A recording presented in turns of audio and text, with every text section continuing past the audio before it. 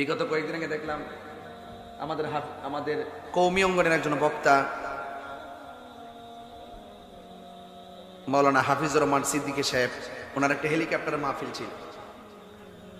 তুফানের কারণে উনি আসতে পারে নাই। হেলিকপ্টার তো তুফানে উড়বে না, উড়বে।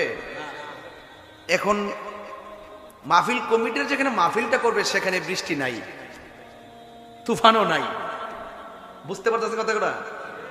এখন যত কিছুই হোক, একটা মাহফিল যখন করে কমিটিরা অনেক কষ্ট করে আয়োজনটা করে, এটা সত্য।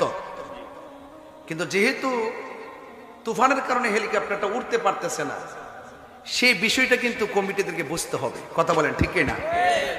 আমি দেখেছি এক ভাই অনেক কান্নাকাটি করে অনেক কথা বলেছিলেন, এবং আবার এটাও দেখেছি যে মাহফিলের মধ্যে অকথ্য ভাষায় ওনাকে গালাগালি করেছেন।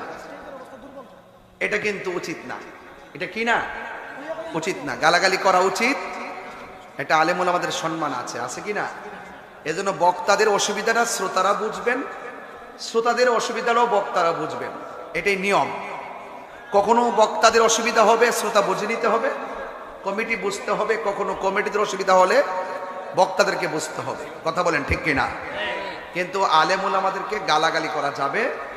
আজকে হয়তো এই মাহফিলটা যদি তুফানের কারণে না হইতো, প্রয়োজনে এই মাহফিলটা আরেকটা ডেট দিতাম, আবারও আসার সুযোগ আছে না নাই?